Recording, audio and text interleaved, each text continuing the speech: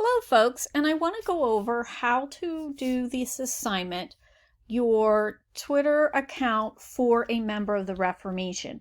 The four people that you can use is a Jesuit to represent the Catholic Reformation. You may use Martin Luther, John Calvin, and Henry VIII. Those are going to be your main people you're setting up a Twitter account for. I have an example of what we're going to be doing that I have included. I did Johann Gutenberg so that you can see. So the first thing we have to do is we have to figure out who we're making the Twitter account for. You're going to put their first and last name, and then you're going to create a creative username. I don't want @Calvin. You want a creative. So if you look at mine, I put Johann Gutenberg, and then I did @Gutenberg Bible, which shows me, Mrs. Keating, that I know what I'm doing, that I know a little bit about this person. I want a very, very minimum bio using vocabulary words if they're to be there. For example, predestination, salvation by faith, Reformation, Council of Trent, anything you want to include your vocabulary. So if you look here, I use vocabulary: perfected movable type, printed type, invention led to increase in literature, new advances because information was easier to obtain. So very concise in my own words. Then I asked for your location or hometown. You're going to do not so much where they were born, but where they did their work. For example, Calvin's born in France, but that's not where I want to know. I want to know where he's doing his work. Date of joining Twitter, you want to put that's when they're doing their main work. When they broke with Rome, when the order was founded, when they published the year they published their 95 Theses, example. And then I'm asking for the person's birth date and death date. And I place that in here. Then I pick two images. So I know if I'm doing Gutenberg, I'm going to want an image of a printing press. And I just want to show you this. So I'm going to hit a printing press. I'm going to try and find one. Oh, this looks like Gutenberg's printing press. I'm going to hit insert. Now I've got to fix it in the box.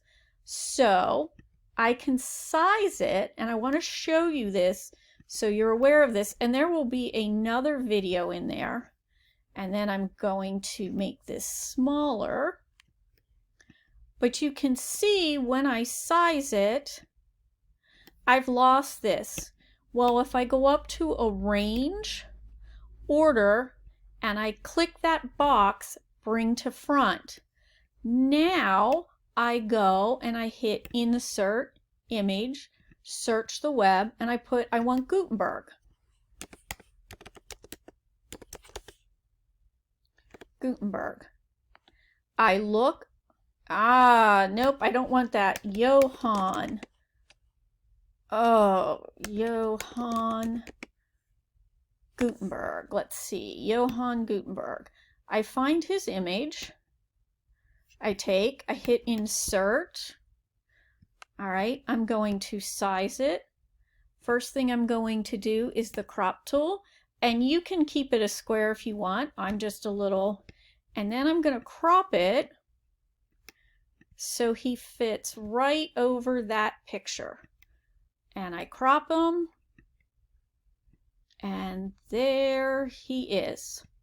And I will do that for the other images too. And I will have another video in there that will give you even more directions on how to do that. Then you're going to include the follower's background.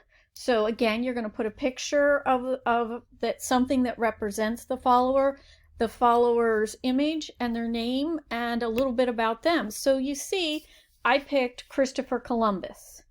And I put the ships what represent Christopher Columbus. I have his image in there. And he talked about how he learned the adventures of Marco Polo and Ptolemy's maps in books. So I made a relation. For you, your followers, I would have at least one, maybe two followers from this time period.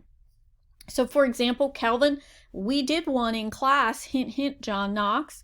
Martin Luther, probably would have these other reformers.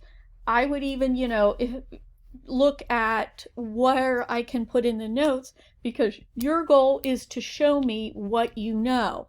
So if I look at the rubric, this is the minimum. These rubrics is a 3. This is the basic. This is the 3. A, B, C, D. To get a B, you need exactly what is on the rubric. Notice I didn't put images on there and stuff like that. Anything, using the images to make a connection, move you up. I'm also looking for at least 3 vocabulary words from our vocabulary list is used in the Twitter account. And I'm also looking that the images relate to the person and concepts profiled. So for example, you wouldn't have a picture of Henry VIII and then behind it you'd have a giant Tiger King picture. There's no relation. All right, no more than 2 spelling or grammar / capitalization errors on the paper. And with that, I wish you good luck. It is going to be very, very important that you're going to have an asynchronous day on Thursday. And what you're going to do on Thursday is you have a multiple choice test, 15 questions, and this Twitter chat. That's it. This Twitter account. And it's going to be very important, Mrs. Keating. This is your summative assessment. I'm combining those 2 grades, which will give you 45-point summative assessment for the Reformation.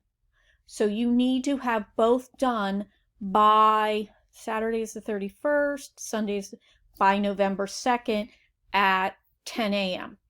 Any questions, please email Miss Keating, and I will be happy to answer them. I will be checking my email all weekend. This is your last grade of the quarter, so really use Thursday's class time to get this done. Good luck.